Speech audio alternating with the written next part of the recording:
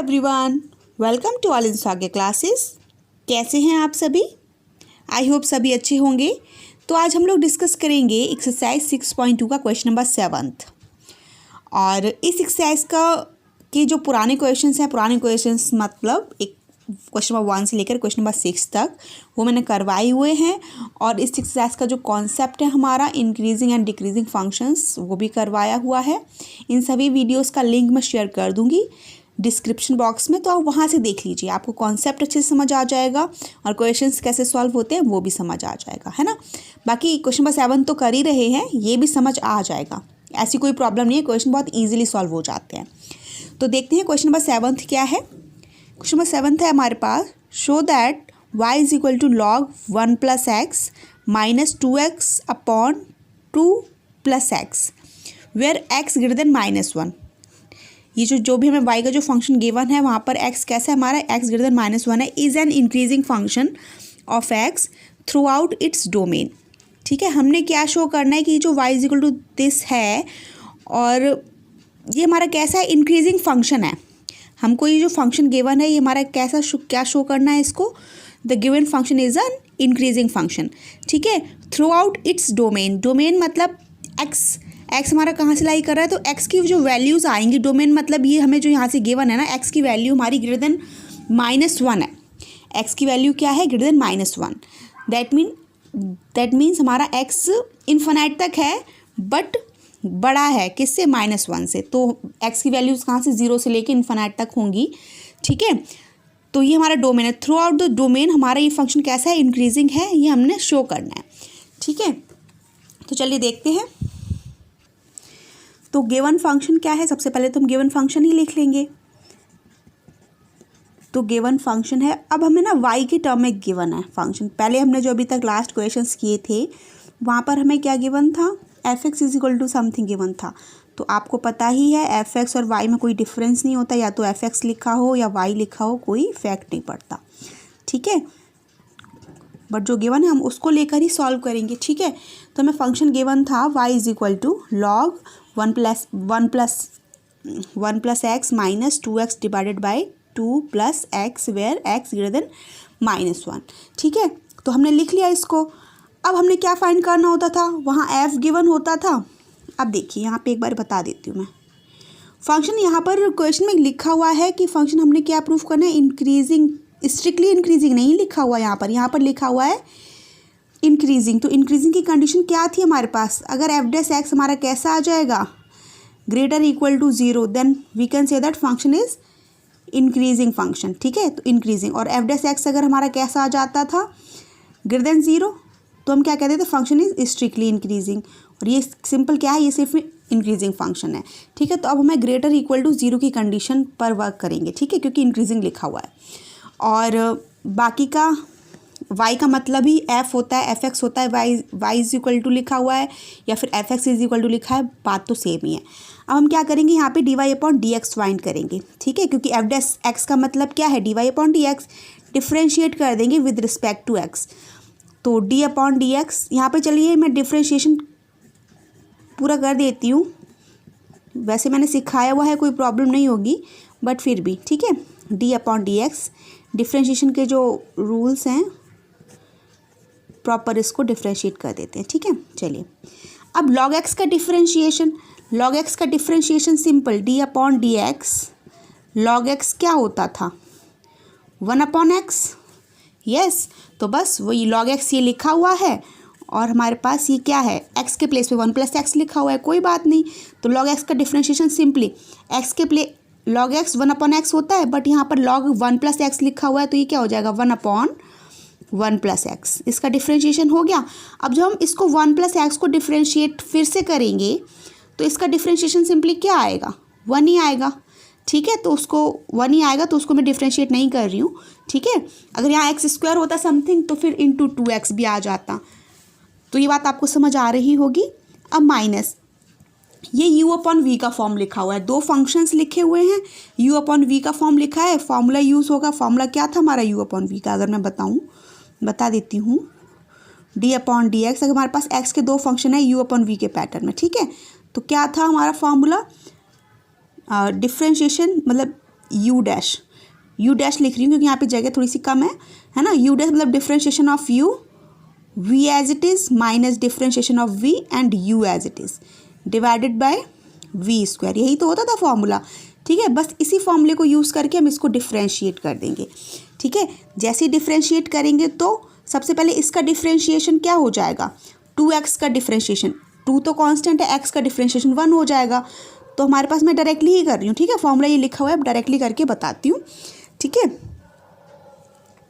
तो ये हमारा क्या हो गया, इसका 2x का डिफ्रेंशिएशन 2 आ गया सिंपली, एंड v है हमारा 2 + x, वो एज इट इज़ आ गया, ओके। फिर माइनस साइन आएगा, फिर v डैश, तो v हमारा क्या है 2 + x है, तो 2 का डिफ्रेंशिएशन 0 हो जाएगा, x का डिफ्रेंशिएशन 1 आएगा, ठीक है। तो हमने यहाँ सिंपली 1 लिख दिया।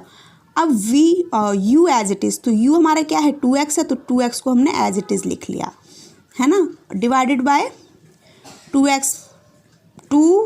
+ x का होल स्क्वायर, क्योंकि v स्क्वायर था यहाँ पर, है ना। तो हमने कर लिया। अब बस इसको सॉल्व कर लेंगे। अभी यहाँ तक तो डिफ्रेंशिएशन था, हमने डिफ्रेंशिएट कर लिया। अब डिफ्रेंशिएशन करने के बाद अब हम इसको सॉल्व कर लेंगे। क्या आएगा 4 +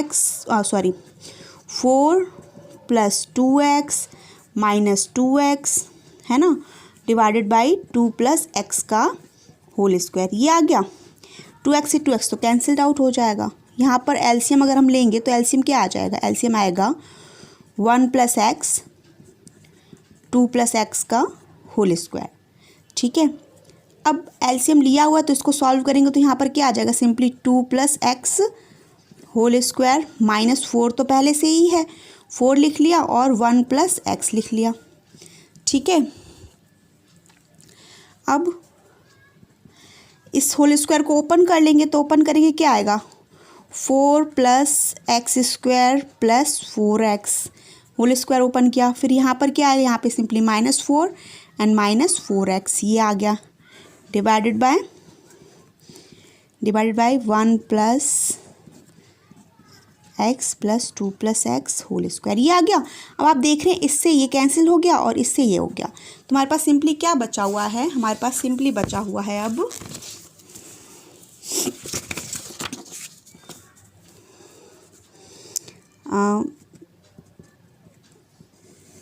सिंपली ऊपर बचा है हमारे पास x² और यहाँ पर आ गया 1 + x and 2 + x whole square. ये क्या आ गया हमारे पास dy/dx आ गया। इसको इक्वेशन 1 ले लेते हैं, ठीक है। तो इंक्रीजिंग फंक्शन पूछा था इसने हमसे, ठीक है। तो इसमें क्या था कि इंक्रीजिंग फंक्शन हमने तो निकाल लिया, dy/dx तो निकाल दिया। अब हम शो कैसे करेंगे कि इस डोमेन पर हमारा फंक्शन इंक्रीजिंग है, ठीक है। तो इसके लिए हमें क्या देखना पड़ेगा, यहाँ पे थोड़ी सी कंडीशंस देखनी पड़ेंगी। देखिए, अगर हम यहाँ पर x हमारा पूरा रियल नंबर पर ही है, क्योंकि पूरा रियल ही बोल दिया ना, x क्या बोल दिया, x > -1, ठीक है। तो आप यहाँ पर देखिए, हम x की कोई वैल्यू पुट करें, ठीक है, तो ये हमेशा कैसा रहेगा, 0 भी तो पुट कर सकते हैं यहाँ पर अगर x के प्लेस पे 0 पुट करेंगे तो कोई इफेक्ट नहीं पड़ेगा, ठीक है। तो यहाँ पर चलिए कुछ वैल्यूज़ की बात करते हैं ना। हम क्या करेंगे, x² > 0 वैल्यू पुट कर सकते हैं, तो पॉजिटिव है ये, मतलब हम x² में अगर x की कोई वैल्यू पुट करें > 0, क्योंकि फंक्शन हमारा कैसा इंक्रीजिंग बोल रहा है, तो फिर हम क्या =0 भी ले लेंगे, कोई इससे इफेक्ट नहीं पड़ेगा, ठीक है।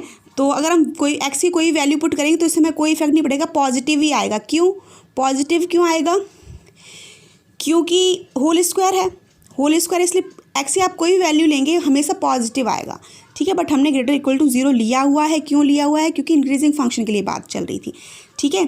अब अगर हम इसमें, अब आप इसकी बात करते हैं, क्योंकि हमारे पास x के 3 टाइप से आ रहे हैं ना वैल्यूज़, एक तो इसमें, तो हम तीनों में चेक करेंगे कि x की कौन सी वैल्यूज़ लेंगे जो हमारा आंसर कैसा आएगा, >0 आएगा, >0 आएगा, ठीक है। अब क्या कर रहे हैं, अब हम इसके लिए 2 + x होल स्क्वायर, ये हमारा कैसा होगा, >0 होगा। >0 क्यों ले रहे हैं, अगर =0 ले लिया यहाँ पर हमने तो ये नॉट डिफाइंड आ जाएगा ना पूरा। अगर यहाँ पर =0 ले लिया, अगर हमारा ये पूरी वैल्यू ग्रेटर ज़ीरो लेंगे, ठीक है, अगर इक्वल ज़ीरो ले ली, अगर ये इक्वल ज़ीरो आ गया बाई चांस, तो ये नॉट डिफाइंड हो जाएगा ना, d y upon d x not defined हो जाएगा। तो नॉट डिफाइंड ना हो इसलिए मैंने यहाँ पर इक्वल टू ज़ीरो नहीं लिया, ठीक है। बाकी का ये पूरा टर्म हमारा कैसा रहेगा, हमेशा पॉजिटिव ही रहेगा, ग्रेटर देन ज़ीरो ही रहेगा, ठीक है। हमेशा पॉजिटिव क्यों रहेगा, क्योंकि होल स्क्वायर का टर्म है, एक्स की हम कोई भी वैल्यू पुट करेंगे तो हमारा क्या आएगा, हमेशा पॉजिटिव आएगा। जैसे इसमें पॉजिटिव आना था, क्यों, क्योंकि ये भी होल स्क्वायर है, ठीक है। कुछ भी वैल्यू पुट करेंगे पॉजिटिव आएगा, यहाँ भी कुछ भी वैल्यू पुट करेंगे पॉजिटिव ही आना है, क्योंकि होल स्क्वायर है। अब बात आती है हमारी 1 + x के लिए, ठीक है, यही इंपॉर्टेंट है। जब 1 + x के लिए बात आएगी तो एंड x + 1, ठीक है, x + 1 हमारा कैसा होगा, ग्रेटर देन ज़ीरो, ये भी ग्रेटर देन ज़ीरो ही होगा, लेस देन ज़ीरो ले नहीं सकते, ठीक है, ग्रेटर देन ज़ीरो होगा। और इक्वल टू भी नहीं ले सकते, इक्वल टू क्यों नहीं ले सकते, अगर इक्वल टू ले लिया तो फिर से ज़ीरो आ जाएगा, तो नॉट डिफाइंड की कंडीशन आ जाएगी, वो लानी नहीं है, ठीक है। तो ये तीनों कंडीशंस आई हैं कहाँ से, इक्वेशन 1 से, ठीक है, जो हमने d y upon d x निकाला। और d y upon d x से ही क्यों कर रहे हैं, क्योंकि इंक्रीजिंग फंक्शन हो या डिक्रीजिंग फंक्शन हो, हमें किससे पता चलता है, d y upon d x से ही पता चलता है ना। तो हमने ये लिख लिया, ठीक है। तो यहाँ से हमें क्या मिलेगा, एज यहाँ से क्या मिलेगा, x इज़ ग्रेटर देन -1, यहाँ से मिल गई। इसी के लिए तो कह रहा था वो डोमेन के लिए, ठीक है, वो हमारा आ गया। अब हम क्या करेंगे, फ्रॉम इक्वेशन, थोड़ी सी लैंग्वेज लिखनी पड़ेगी यहाँ पर, फ्रॉम इक्वेशन 1, इक्वेशन 1 हमारी ये है, ठीक है, d y upon d x greater equal to zero, d y upon d x कैसा है, ग्रेटर इक्वल टू ज़ीरो। हमने ये कंडीशंस लिख दी है ना, तो इन कंडीशंस को देखकर इक्वेशन 1 का कंक्लूजन निकाल रहे हैं, वो लिख रहे हैं हम, ठीक है। तो from equation 1 d y upon d x greater equal to zero for all x in domain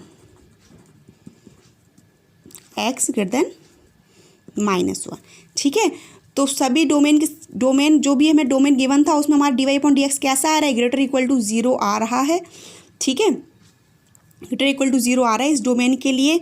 so हमारा फंक्शन कैसा हो जाएगा, so function is increasing function, ठीक है। तो फंक्शन हमारा कैसा हो जाएगा, इंक्रीजिंग फंक्शन हो जाएगा। तो हमारे यहाँ से क्या हो गया, हैंस प्रूव्ड हो गया, ओके।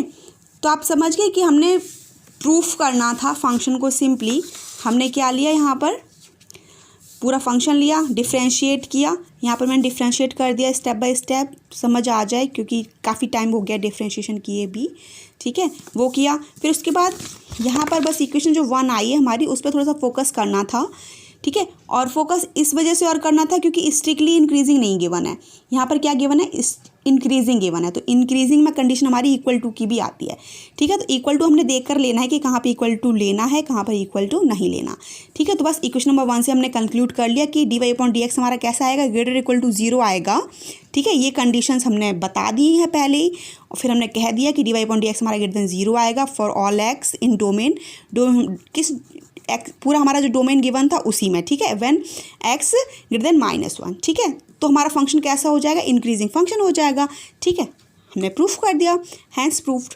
आई होप समझ आ गया होगा। मिलते हैं नेक्स्ट क्वेश्चन के साथ नेक्स्ट वीडियो में। और अगर आपको मेरा ये वीडियो अच्छा लगा हो तो लाइक कर लीजिए और अपने फ्रेंड्स के साथ शेयर कर लीजिए, और अगर आप मेरे फर्स्ट व्यूअर हैं तो चैनल को सब्सक्राइब कर लीजिए। तब तक के लिए bye bye, thank you for watching.